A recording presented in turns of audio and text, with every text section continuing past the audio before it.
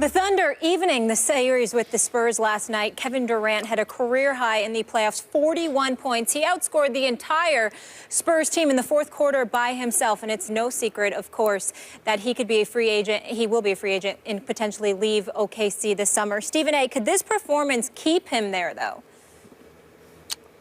No. If he wants to leave, he's going to leave. If he wants to stay, he's going to stay. Now, obviously, how you perform in these, how your team performs in these playoffs, that's of your primary concern if you're Kevin Durant. Kevin Durant is not going to be but so worried about his own performance. He knows what he has to do. But how he performs is not going to dictate whether he decides to stay or leave. It's how the folks around him perform that may ultimately influence his decision to stay or go.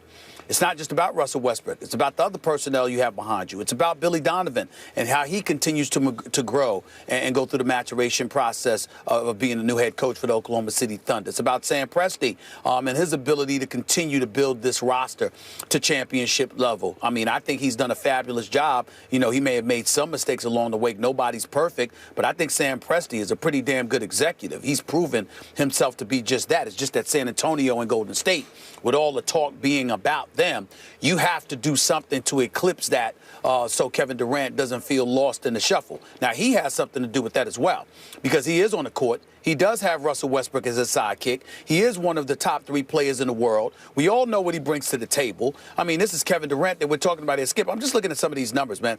Let me go back to 2009, Skip. 2009 to the present.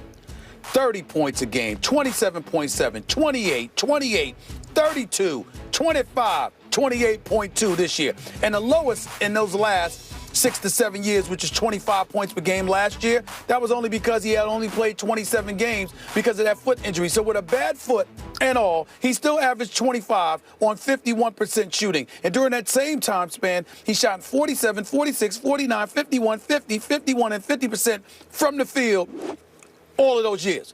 This dude is on another level offensively. He's the real deal. So I don't think it's about his performance, because he ain't doing anything other than what we expect, and he ain't doing anything other than what we've grown accustomed to seeing him do, because he's that great of an offensive weapon. I think what's going to determine the future of Kevin Durant is him looking at OKC, the market it is in, him making a decision as it pertains to his personal aspirations in terms of his own marketability, because people like LeBron and others are in his ear about the business of basketball and how he should go about maximizing his business potential. That's going to be one element. The other element, obviously, is going to be how the people around him perform, not him. I got you. I don't want to read too much into what happened last night, but as you well know, Kevin Durant's a smart guy, has good historical perspective. He knew full well when he stepped on the floor for last night's game, could have been his last hurrah in Oklahoma City. Could have been. If they couldn't get it done last night, then they'd go to San Antonio and face a closeout game, and who knows what would happen in that. I know enough people who know Kevin to tell you he's emotional, big-hearted, and I will bet you he went home after last night's game and thought twice about it. My gut feeling has been from the start he will leave. But last night, that was such a great finish to that game, such a great moment, such a warm moment for Kevin and those fans. As he said after the game, I've never heard it louder here.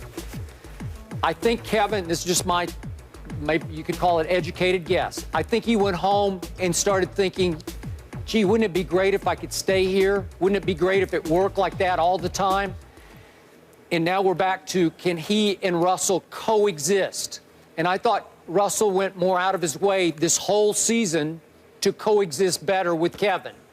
And during the regular season, as obviously Russell got more conscious of passing the basketball, in part because he got more conscious of triple doubles, his new favorite stat, that during the regular season, Kevin was able to average 19.2 shots a game to Russell's 18 shots a game.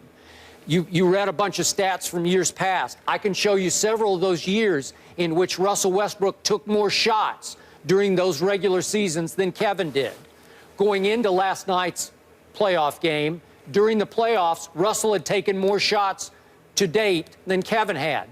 That switched last night because, as you know, it was 25-18 Kevin. So for the playoffs, Kevin now has 6 more attempts than Russell does. But Russell's a high-volume shooter for a point guard. We know that. But last night, it was Kevin's turn, and Russell went out of his way, as you so perfectly pointed out to open the show. He said, here, it's your turn, it's your game, it's your night. And did Kevin Durant ever rise and shine? That was a nuclear performance that he is highly capable of having consistently for that team.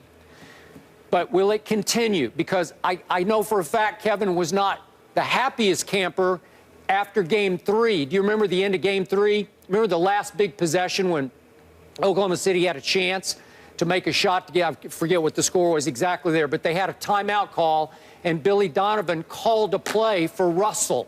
Remember, it was the one where it went too long. They took like 13 seconds. And finally, Waiters just threw one up and it banked in. Remember that shot? They needed a 3.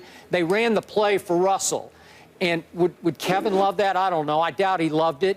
But my point is, last night was beautiful to watch. It was symbiotic. It worked. There was flow between the two co-stars. Russell didn't make a lot of shots, 5 for 18, but he had 15 assists. Well, that's it. It'll work that way, especially when Kevin goes off the way he did in the fourth quarter, when he goes 6 for 6, making shots in Kawhi Leonard's face time and time again against the 2-time Defensive Player of the Year. So I'm sure if you ask Kevin, you put him on a lie detector this morning, he would say, I don't know, man. I don't know. You know, like he would be more undecided than he's been about stay or go, no matter where he's going to choose to go. My gut feeling in the end is that he will go. But you and I have talked about this. If they get on a roll, they get hot, if they beat my Spurs, let's say, who knows, with or without Steph, what if they get to the finals? What if it's Kevin versus LeBron James yet again, the rematch? What if Kevin wins it? Would he stay? He might. I mean, he likes Oklahoma City. You know, he has a good time there. Go ahead. What I was told is that before the season began, when I mentioned L.A., and then in the aftermath of that, I heard Miami, and then I heard he wasn't going to go home to Washington and whatever. I heard that the only way he would stay in Oklahoma City is if he won the championship. I got it. Outside of that, but obviously, you know, I haven't talked to him, so because of that, I don't know for sure. So let's put that out there. That's number one. Number two, being there Friday night reminded me of how great that crowd is. That's a fantastic home crowd. Fantastic. They really come to support that team. It was filled to the rafters, Brand, and they were hyped for this game, no question about it. And that's how they usually are, as a credit to them, that home crowd in Oklahoma City. So I want to give them props. But also, Skip, when you are as great as Kevin Durant, I'm here to tell you, most cities would be that way for you. Because he would bring those kind of moments, is all I'm trying to say. Sure. He would, if he was in the nation's capital, the Verizon Center would be rocking. If he was in New York, Madison Square Garden would be rocking. Okay, I mean Miami's a little bit less because those folks they got a lot of stuff to do. Okay, so they're gonna be that way in the second half, but the first half they might just still be getting to the game. So it might be a little bit different. But they're gonna show up and they'll be there in the second half when it counts. But you know, in most cities, start to finish, you get Kevin Durant.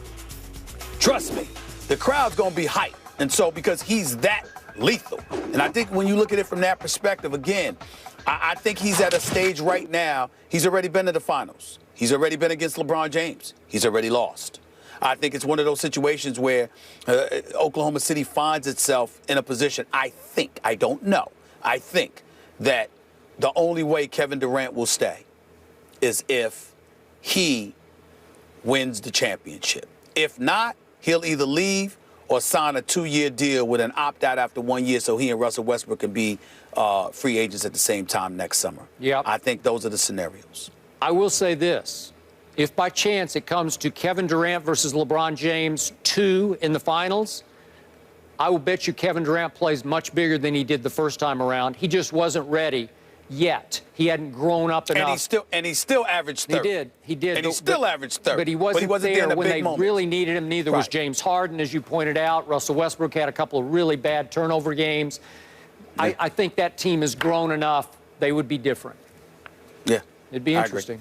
Yeah, Cleveland would win that series, though, in my opinion. The way that Cleveland is looking right now, they would win that series unless OKC forced them to go big. Because having Channing Frye and Kevin Love with Steven Adams and Ibaka and those boys, the way they could get big and dominate the boards, Cleveland, it would be a matter of who forced who to play which other style. But I would give the edge to Cleveland in that series again, based on what I'm seeing. Allow me to say, because my Spurs are a high percentage three-point shooting team. They make a high percentage of threes. They don't take a lot. They were stifled last night shooting threes. Every catch-and-shoot opportunity Patty Mills or Danny Green got, they catch and tried to go up. Hands are all in their face. So yeah. That would be interesting to see how well they did get some open looks, though, Skip. They just missed them. They got a few. They got a few open looks and just missed them. Yeah. Also making history this weekend, that would be Bryce Harper on Sunday without even swinging the bat. And someone here says it will hurt baseball. We'll get into that when we come back.